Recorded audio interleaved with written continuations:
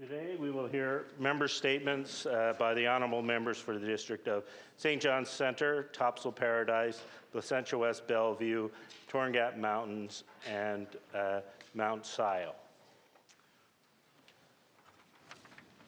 The member for St. John's Centre. Thank you, Mr. Speaker. Malala Yousafzai said, "I raise up my voice not so I can shout, but so that those without a voice can be heard."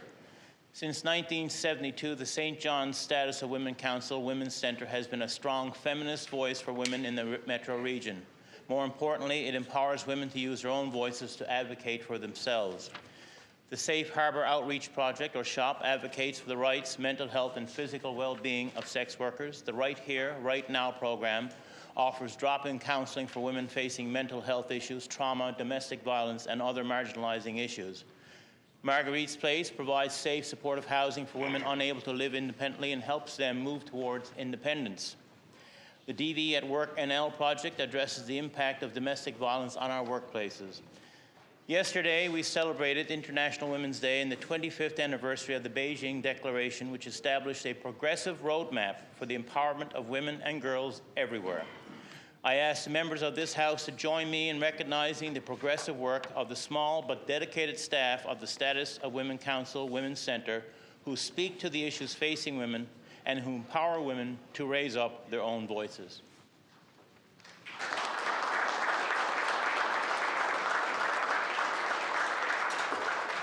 The Honourable Member for Topsail Paradise. Thank you, Mr. Speaker. Mr. John Lawler is a lead hand with the town of Paradise in the wonderful district of Topsail Paradise. In 2016, while on the job, Mr. Lawler came across a pothole that posed a danger to motorists. Having no way of fixing the pothole nor any signage, the only thing in his truck were some sandbags normally used to provide weighted bases to temporary signs. He took these bright orange bags from his truck, placed them in the pothole. Bright-coloured sandbags would alert motorists of the pothole and at the same time decreasing the chance of an accident or vehicle damage. This process caught on as a way to manage potholes until they could be repaired properly, and in fact has been done by other municipalities throughout Canada. Innovation does not have to be technical nor complex. It simply means thinking outside the box to find a solution to a problem. I ask all members in this House to recognize the ingenuity of Mr. Lawler for a very simple solution to a common problem that has saved motorists thousands of dollars in damages and prevented potential accidents.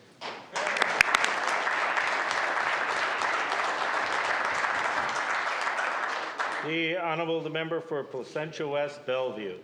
Thank you, Mr. Speaker. I rise today to tell stories of Mr. Max Eddy and Mr. Nelson Rose from our beautiful district of Placentia West Bellevue.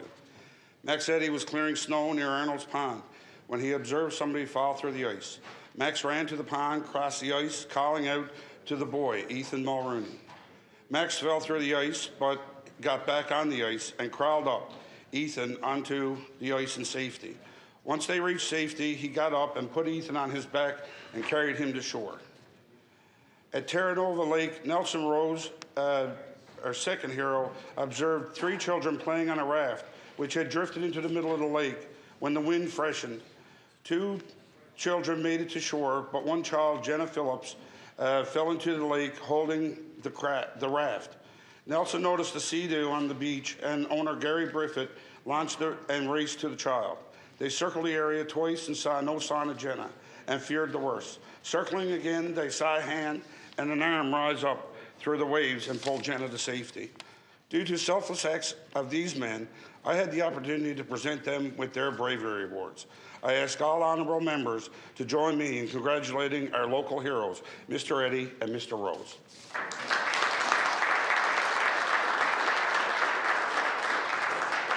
The Honourable Member for Torngat Mountain.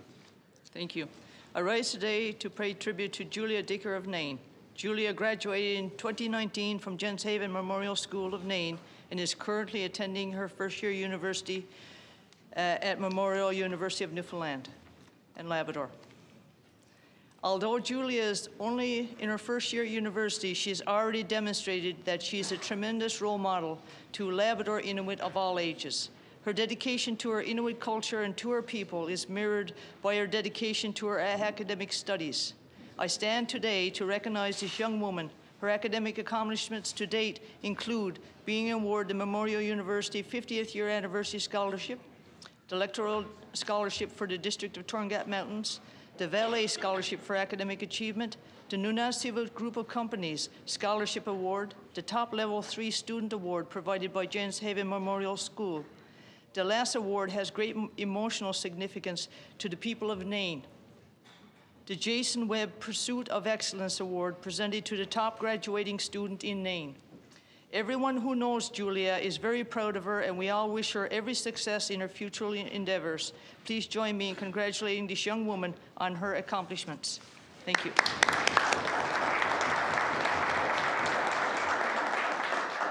The Honourable the Member for Mount Sion. Thank you, Mr. Speaker. C-O-N-S-I-D-E-R-A-B-L-E. Considerable. That is the word that my constituent Julia Evans spelled a few weeks ago and won the provincial 2020 Telegram Spelling Bee.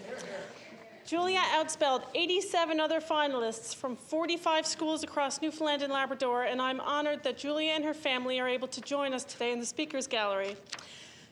As the provincial spelling champion, Julia wins $2,000 and gets to travel to Washington for the Scripps National Spelling Bee.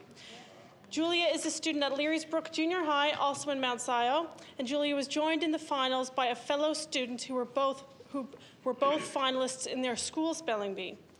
Julia prepared for the spelling bee by studying words from the Scripps word list. She was quizzed by her family as they would say a word to her and she would spell it back to them. Her favorite moment was when she heard the winning word, considerable, and she knew that she had it. I ask the House of Assembly to join me in congratulating Julia and her family on this incredible achievement, and thanks to the organizers, volunteers, teachers, and families who supported students competing across the province. Thank you, Mr. Speaker.